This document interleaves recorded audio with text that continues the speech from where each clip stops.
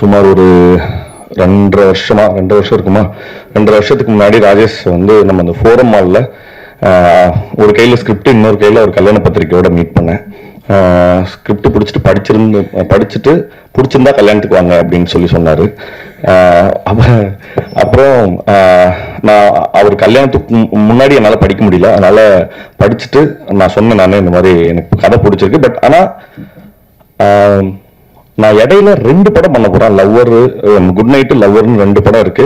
நான் அதை முடிச்சுட்டு தான் வர முடியும், ஏன்னா ஆல்ரெடி நான் ஒத்துக்கிட்டேன், கையெழுத்து போட்டேன். உங்களுக்கு வெயிட் பண்ண விருப்பம் இருக்கா சொல்லுங்க, அப்படி இல்லைன்னா நீங்க வேற யாருக்காவது பிச் பண்ணிடுங்கன்னு சொன்னேன். பட் ஆனால் அவர் வந்து ரொம்ப பிடிவாதமா இல்லை, நீங்க பண்ணுங்க, நான் வெயிட் பண்றேன் அப்படின்னு சொன்னாரு. ஸோ அந்த பிடிவாதத்தை வந்து முதல்ல டைரக்டரா அவருக்கு இருக்கலாம், பட் ஆனால் ப்ரொடியூசரா வந்து வினோத் சாருக்கும் இருந்தது தான் பெரிய ஆச்சரியம். முதல்ல அதுக்காக என்னை வந்து இதுல ஏத்துட்டதுக்காக ரொம்ப ரொம்ப நன்றி, எனக்காக காத்திருந்ததுக்காகவும்.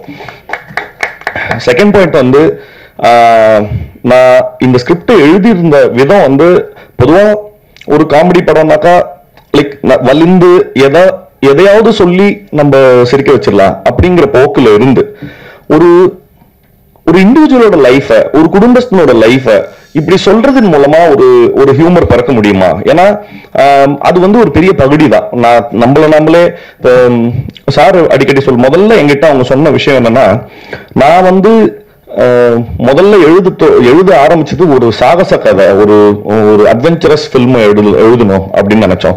சரி, என்ன அட்வென்ச்சர் எழுதலாம் அப்படின்னு பார்க்கும்போது ஒரு மலையில இருந்து தங்கத்தை திருடிட்டு வர்றது, கொள்ளையடிக்கிற மாதிரியான படம் எழுதலாமா, கவுபாய் பிலிம் எழுதலாமா, ஆக்ஷன் அட்வென்ச்சர் எழுதலாமா அப்படின்னு யோசிச்சு ஒரு லெவலுக்கு அப்புறம் சலிச்சு, இன்னைக்கு தேதிக்கு ஒரு குடும்பத்தை நடத்துறதே பெரிய அட்வென்ச்சர் தான், அதை எழுதுவோம் அப்படிங்கிற மாதிரி பேசி அத ரொம்ப ரொம்ப சரிவர ரொம்ப தட்டையான ரைட்டிங்கா இல்லாம ஒரு சராசரியா 25,000 ரூபாய் 30,000 ரூபாய் வாங்குற ஒரு குடும்பஸ்தனுக்கு இன்னைக்கு இப்ப பொங்கல் முடிஞ்சிருக்குன்னா வீட்டுல எல்லா சொந்தக்காரங்களும் வந்திருக்காங்களா, அவங்களுக்கு துணிமணி எடுத்து கொடுக்கணும், நிறைய விஷயங்களுக்கு காசு ஸ்பெண்ட் ஆயிடும். அடுத்த இந்த 15 நாள் என்ன பண்றதுன்ற ஒருத்தன் திண்ணையில உட்கார்ந்து இருக்கிற ஒரு மனநிலைமைய ரொம்ப தத்ரூபமா எடுத்து காமிக்கணும்ன்றதுக்காக எழுதப்பட்டது. பட் அந்த உணர்வு வந்து எனக்கு பயங்கரமா ரொம்ப எப்படின்னா, படிக்கும்போது எப்படி இருந்ததோ அன்னைக்கு செட்ல போயிட்டு மற்ற நடிகர்கள் அதே மாதிரி அந்த செட்ல இருந்த சமயத்துல இந்த சிச்சுவேஷன் நீ ஃபேஸ் பண்ணுனா என்னால ரொம்ப ஈஸியா ரொம்ப ரொம்ப பதட்டத்தோட அவங்களோட மனநிலைமைய உணர முடிஞ்சது. நிச்சயமா பாக்குற ஆடியன்ஸ் எல்லாருக்குமே அதே அவங்களுடைய நிலைமையை பார்த்து அவங்களே சிரிச்சுக்கிறதுக்கும் நிறைய சமயங்கள்ல கண் கலங்குறதுக்கும் இந்த படம் வந்து நிச்சயமா அவங்களுக்கு அதுக்கான வாய்ப்பை ஏற்படுத்தி கொடுக்கும் அப்படிங்கிறது என்னோட நம்பிக்கை. செகண்ட் பாயிண்ட், இந்த படத்துல ஒர்க் பண்ண நிறைய முதல்ல நடிகர்கள்ட்ட இருந்து ஆரம்பிச்சிடறேன். சோமுனா வந்து நான் வந்து சோமுனாவோட பெரிய ஃபேனு. நான் அவர்கிட்ட சொன்னேன், நான் இந்த பருத்தி வீரன்ல கஞ்சா கருப்பு சொல்லுவாரு, இனி யாரும் என்னை அழிக்க முடியாது, என்னைய நானே அழிச்சுக்கிட்டாத்தான் உண்டு அப்படின்றாரு. அந்த மாதிரி வர வெள்ளிக்கிழமை குடும்பஸ்தனும் வருது, அவருக்கு கிளாஸா அவரே வந்து பாட்டில் ராதாவே இறக்குறாரு. அதனால வாழ்த்துக்கள்னா டபுள் தமாக்கா வெள்ளிக்கிழமை இன்னைக்கு. இன்னொரு முக்கியமான விஷயம் சொல்லணும்னா, நான் பாட்டில் ராதான்ற படத்தையும் பார்த்துட்டேன். நான் ஒரு படம் பார்த்து எமோஷனலா அழுதுங்கிறது ரொம்ப ரேரான ஒரு சம்பவம். அந்த படம் வந்து அவ்வளவு அற்புதமா எடுத்திருந்தாங்க. அந்த படத்தினோட படக்குழுவினருக்கு தினகரன் வந்து படத்தோட டைரக்டர், சோமண்ணாவுடைய பெர்ஃபார்மன்ஸ் வந்து அவ்வளவு பிரில்லியண்டா இருந்தது. நான் அழக்கூடாதுன்னு ரொம்ப கஷ்டப்பட்டு வெயிட் பண்ணிட்டு இருந்தேன். எனக்கு நல்லா தெரியும், கேமராவை அப்படி திருப்பும் போது அந்த சோமண்ணா சிரிக்க போறாரு, சிரிச்சுட்டா நான் அழுதுருவேன்னு தெரியும். திரும்பும் போது சோமண்ணா சிரிச்சுனது கப்புன்னு பயங்கரமா அழுகு வந்துருச்சு. வாழ்த்துக்கள்னா, ரொம்ப எக்ஸ்ட்ராடினரி பெர்ஃபார்மன்ஸ். ஒவ்வொரு அக்ராஸ் ஜெனரேஷன் அவர் வந்து ஒரு பெர்ஃபார்மரா எங்களுக்கு நிறைய டீச் பண்ணிட்டு இருக்காரு. அதுக்கு முதல்ல ரொம்ப நன்றி. அண்ட் சுந்தரராஜன் சார் பத்தி சொல்லணும். அவர் வந்து அவருடைய பெரிய எக்ஸ்பர்டீஸ் அவருக்கு மைண்ட்ல வச்சிருந்தாலும், இவன் யாரா சின்ன பசங்க, இவனுங்க வந்து நம்மளுடைய என்ன சொல்றது, இவனுங்க போய் நம்மள ஆர்டர் பண்றதா அப்படிங்கிற எந்த என்ன சொல்றது ப்ரிசெட்டோடைய ஐடியா இல்லாம அவரு வந்து எங்க லெவலுக்கு நிறைய, நான் ஒரு காமெடி சொல்லவா அப்படின்னு ஏதோ சின்ன பசங்க கெட் டுகெதர்ல இருந்த நான் கூட ஒரு காமெடி எழுதிருக்கேன், அது சொல்லவா அப்படின்னு அவ்வளோ குழந்தை தன்மையா எங்க கூட வேலை பார்த்தாரு. அவருக்காகவும் அப்புறம் நான் கனகம்மா வந்து நான் அடிக்கடி சொல்லுவேன், அவங்க கிஃப்ட் ராப் பண்ண வெடிகுண்டு அப்படின்னு சொல்லி. ஆனா அவ்வளோ எனர்ஜி இருக்கும் அவங்கள்ட்ட. அவங்களுடைய ஒர்க்கும் வந்து ரொம்ப ஃபினாமினல். அண்ட் அதுக்கு டப்பிங் பேசுன தனமாவுக்கும் ரொம்ப ரொம்ப நன்றி. ஏன்னா அந்த கேரக்டர் அவ்வளோ உயிர்ப்பா வந்திருக்கு. ஷான்வி வந்து உண்மையாவே வந்து நான் நிறைய தடவை அவங்க கிட்ட சொல்லியிருந்தேன், ஏன் தமிழ் தெரிஞ்சு யாராவது ஓகே பண்ணிருக்க வேண்டியதானே, ஏன் தெலுங்கு அவங்க அப்படின்னு சொல்லி சொன்னபோது, இல்ல அவங்க பர்ஃபார்மன்ஸா ஆடிஷன் பண்ணி பார்த்ததுல எனக்கு ரொம்ப ரொம்ப கான்பிடன்ஸ் இருக்குன்னு சொன்னாங்க. எனக்கு பெருசா ரிலக்டண்டா தான் இருந்தது எப்படி இவங்க ஆக்ட் பண்ண போறாங்கன்னு. பட் ஆனா the way she performed, அது ஹியூமர் காமெடி சீன்ஸ்லயும் சரி, இமோஷனல் சீன்ஸ்லயும் சரி, அவங்க டயலாக் பேசிக்கிட்ட விதம், அதுக்கப்புறம் இன்னும் தமிழ் பேசுறதுன்றதே ரொம்ப கஷ்டம். ஒரு எக்ஸ்டென்ட்ல கொங்கு தமிழுடைய அனோட்டேஷன்ஸையும் புரிஞ்சுக்கிட்டு அவ்வளோ பிரமாதமா ஒர்க் பண்ணி கொடுத்தாங்க. தேங்க்யூ ஷான்வி. அண்ட் உங்களுடைய இந்த டெபியூக்கு அப்புறம் உங்களுக்கு இன்னும் பெரிய பிரைட் ஃபியூச்சர் வந்து தமிழ் சினிமாவிலையும் இருக்கணும்னு சொல்லி நான் வாழ்த்துறேன். அண்ட் என்ன சொல்றது, இந்த படத்துல முக்கியமா இந்த படத்துல நக்கலைட்ஸ் ஆர்டிஸ்ட் எல்லாருமே ரொம்ப பிரமாதமா, இந்த வட்டார வழக்கு வந்து அவங்க பிரமாதமா பேசுவாங்க, அது அவங்களோட ஃபோர்ட்டே, கோயம்புத்தூர் ஸ்லாங் பேசுனது எனக்கு ரொம்ப கஷ்டமா இருக்கு. ஏன்னா நான் அது ரொம்ப புதுசு எனக்கு. அதை பிரமாதமா வந்து எனக்கு நிறைய சமயங்கள்ல சொல்லி கொடுத்த இந்த படத்துல இருக்க நிறைய ஆர்டிஸ்ட், முக்கியமா ஃபர்ஸ்ட் வந்து முத்தமிழ். ஏன்னா முத்தமிழ் கூட தான் எனக்கு நிறைய சீன்ஸ் இருந்தது. முத்தமிழ், அப்புறம் ஜென்சன் சாரு, அனிருத், இந்த மாதிரி எக்கச்சக்கமான ஆர்டிஸ்ட் வந்து நிவே, அப்புறம் எனக்கு அக்காவும் நடிச்சிருக்காங்க நிவேல இருந்து, எல்லாருமே எனக்கு வந்து பயங்கரமா கோச் பண்ணாங்க. கிருஷ்ணா, மிதுன், இவங்க எல்லாருமே ஹெவியா என்னை வந்து அந்த ஸ்லாங் எப்படி பேசணுங்கிறத கோச் பண்ணிட்டே இருந்தாங்க. அது ரொம்ப நான் நன்றி கடன் பட்டிருக்கேன். ஏன்னா நான் டப்பிங் பேசுற வரைக்கும் அதை அப்படியே கொண்டு வந்து சேர்த்தாங்க. முக்கியமா நான் இங்க ஒரு முக்கியமான ஒருத்தரை பத்தி பேசணும், அது பிரசன்னா சார். ஏன்னா நான் இந்த படம் பண்ணதுக்கு மிக முக்கியமான கிஃப்ட் டேக்அவே வந்து அவருடைய ஃப்ரெண்ட்ஷிப் தான். அவர் வந்து ஒரு பெரிய என்ன சொல்ற தனி மனிதனுடைய நம்பிக்கை, இவ்வளவு பெரிய ஒரு பெரிய சாம்ராஜ்யத்தை கிரியேட் பண்ணுங்கிறது, நான் கோயம்புத்தூர்ல போய் நக்கலைட்ஸ் ஆபீஸ்க்கு போய் அங்க இருக்கிற அவங்க கிரியேட் பண்ண கண்டென்ட்ஸும் அவரோட விஷனையும் இதெல்லாம் தெரிஞ்சுக்கிட்டதுக்கு அப்புறம் எனக்கு அது வந்து இது வந்து எனக்கு என்னுடைய கரியருக்கு அவர் தெரிஞ்சுக்கிட்டா குரோத்தா அப்படி இல்லைங்கிறத தாண்டி நான் மனசா உள்ளமா இன்டர்னல் குரோத்துக்கான ரொம்ப முக்கியமான ரெஃப்ரெஷிங்கான நிறைய விஷயங்கள் அவர் எங்களுக்கு சொல்லி கொடுத்தாரு. ரொம்ப நன்றி சார், தேங்க்யூ ஸோ மச். அப்புறம் இந்த படத்துல நடிகர்கள் எல்லாம் முடிச்சிட்டோம்னா இந்த வர அடுத்தது வந்து காஸ்டியூம்ஸ்க்கு வந்து மீரா வந்து எப்படின்னா ஏதோ அந்த இந்த கிண்டர் கார்டன் குழந்தைங்க மாதிரி தான் பேசுவாங்க. வந்து சார் உங்களுக்கு வந்து ஷர்ட் சைஸ் வந்து இதுவா இருந்ததுன்னா முன்னாடியே சொல்லிடுங்க சார்.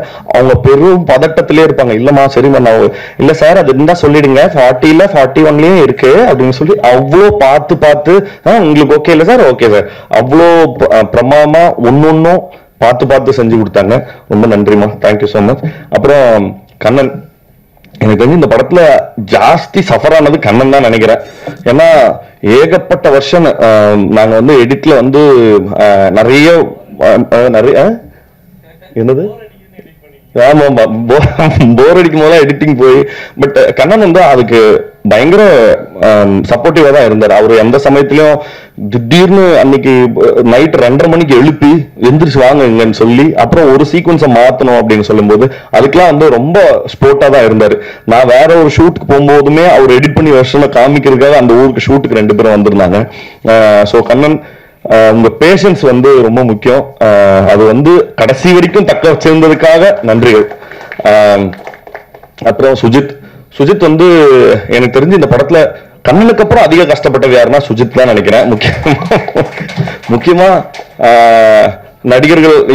நடிகர்களை வந்து ஒரு இடத்துல நிக்க வச்சு அதை ஷூட் பண்றதுக்கு வந்து என்ன சொல்றது, நிறைய டைம் கன்ஸ்ட்ரெயின்ஸ் இருந்தது. ஏன்னா நிறைய லைவ் லொகேஷன்ஸ்லயும் எடுக்க வேண்டியிருந்தது. அந்த லைவ் லொகேஷன் சிக்கல்கள் எல்லாத்தையுமே ரொம்ப அனுசரிச்சு வேலை செஞ்சு கொடுத்தாரு. தேங்க்யூ சுஜித். அப்புறம் நம்ம சுரேஷ் சார் வந்து இது 2வது ப்ராஜெக்ட். நான் மத்தகம்க்கு அப்புறம் இங்க ஒர்க் பண்றோம். சுரேஷ் சார் எப்படின்னா அவரு எப்படி ஒரு வேலையை செஞ்சு முடிக்கிறாருன்னு தெரியாது. இந்த சிவாஜி படத்துல ரஜினி சார் நடந்து வர வர எல்லாம் மாறிக்கிட்டே இருக்கும் பின்னாடி, அந்த மாதிரியான ஆள் அவரு. அவரு அவர் வந்து ஒரு ஒரு என்ன சொல்றது, இவ்வளோ கன்ஸ்ட்ரெயின்டான இருக்கிற டைம்ல இப்படி ஒரு செட் வேணும்னாக்கா அது ரொம்ப சீக்கிரமா எஃபெக்டிவா பண்ணி கொடுத்தாரு. ரொம்ப நன்றி சார். அப்புறம் மின்சினா வந்து இவர் சொன்ன மாதிரிதான், நாங்க ஷூட்டிங் கூட அவ்வளோ கஷ்டப்படல. பட் ஆனா அந்த போட்டோ ஷூட்டை வந்து அவ்வளோ டீட்டெயிலுக்காக, ஏகப்பட்ட லேயர்ஸ்க்காக, அப்படி அந்த ஐ ஃபார் த டீடைல் வந்து ரொம்ப ஹெவியா இருந்தது. அதோட ரிசல்ட்ஸ் தான் வந்து எங்களுக்கு போஸ்டர்ஸ்க்கு கிடைச்ச நிறைய பாராட்டுகள் வந்து வின்சினாக்கு தான் சேரணும். தேங்க்யூண்ணா, ரொம்ப நன்றி. இப்ப ப்ரொடியூசர் சார், எனக்கு தெரியல, ஒருத்தருக்கு வந்து இந்த நாங்க அடிக்கடி சொல்லிட்டே இருப்போம், இந்த பாஷா ஃபர்ஸ்ட் ஹாஃப்ல ரஜினி சார் மாதிரி என்ன பண்ணாலும் எப்படி இவரு கோவமே வர மாட்டேங்குது, இவருக்கு கோவத்துக்கு போற அந்த நரம்பு கட் ஆயிருச்சு, நாங்க கிண்டல் பண்ணிட்டே இருப்போம். அவருக்கு வந்து என்ன பண்ணாலும் வந்து கோவமே வராது. அவ்வளோ அவ்வளோ கனிவான கைண்டான ஒரு பர்சனை பாக்குறது வந்து இன்னைக்கு ரொம்ப ரேர். எனக்கு வந்து இப்ப யோசிச்சு பார்த்தா, இது வரைக்கும் அவர் பேசின வார்த்தை, என்கிட்ட பேசின மொத்த வார்த்தையும் சேர்த்தாலே வந்து ஒரு பஸ் டிக்கெட் பின்னாடி எழுதிடலாம், அவ்வளவுதான் பேசியிருப்பாரு. அவ்வளோ லிமிட்டடா இந்த மேடையில பேசின எவ்வளவோ அதுதான் இந்த ஃபுல் ப்ராஜெக்ட்லயுமே என்கிட்ட பேசியிருப்பாரு. ஸோ ரொம்ப நன்றி சார் எங்க மேல நம்பிக்கை வச்சதுக்காக. அண்ட் வைசாக் கிட்ட நாங்க ஃபர்ஸ்ட் ராஜேஷ் தான் வந்து என்கிட்ட சொன்னாரு, இந்த மாதிரி வைசாக் தான் வந்து இந்த படத்துக்கு மியூசிக் அப்படின்னு சொல்லி. நான் வைசாக் கிட்ட சொன்னேன், இங்க பாருங்க, காமெடி ஃபிலிம்ஸுக்கு ஜென்ரலா ஒரு டெம்ப்ளேட் மியூசிக் இருக்கும், அதை நம்ம யூஸ் பண்ணிக்க வேண்டாம். நம்ம ராஜேஷும் நானும் ஏற்கனவே பேசி வச்சிருந்ததுன்னா, எப்படி ஒரு அட்வென்ச்சர் ஃபிலிம், ஒரு ஆக்ஷன் ஃபிலிமுக்கான மியூசிக் எப்படி இருக்குமோ அப்படி இருக்கலாம் காமெடிக்கு அப்படின்னு சொன்னேன். பட் அதை வந்து கிராக் பண்றதுக்கு, ஏன்னா அவர் வழக்கத்துக்கு மீறி ஒண்ணு பண்ணணும்ன்றதுனால அதை கிராக் பண்றதுக்கு ரொம்ப கஷ்டப்பட்டாரு. பட் ஆனா கஷ்டப்பட்டாரை தவிர்த்து கிவ் அப் பண்ணல, தொடர்ந்து அதை ஒர்க் பண்ணி முடிச்சாரு. தேங்க்யூ வைசாக், உங்களுக்கு பெரிய பெரிய பெரிய லைஃப் இருக்கும் அப்படிங்கிறது, இருக்கணும் அப்படிங்கிறது என்னோட ஆசை. இந்த படத்தினுடைய அசிஸ்டன்ட் டைரக்டர்ஸ் மிதுன், நம்ம அஸ்வின், கிருஷ்ணா, அப்புறம் assistant cinematographers, assistant art directors, இவங்க எல்லாருக்குமே, ஏன்னா இந்த படம் வந்து ரொம்ப இவரு பிரசன்னா சார் தான் சொல்லுவாரு, நம்மளுக்கு செட்டு போட டைம் இல்ல, பெரிய பட்ஜெட் இல்ல, அதனால கோயம்புத்தூரே நம்ம செட்டு தான் அப்படிங்கிற மாதிரி என்னை வந்து எல்லா தெருவா நடக்க விட்டு அவ்வளோ அவ்வளோ வந்து லைவா இருக்கணுங்கிறதுக்காக எடுத்தாங்க. பட் ஆனா அந்த லைவா இருக்கணுங்கிறதுக்காக பேக் எண்ட்ல இவங்க நிறைய ஒர்க் பண்ணிருக்காங்க. ஸோ அதுக்கு எல்லாத்துக்கும் நன்றி, தேங்க்யூடா.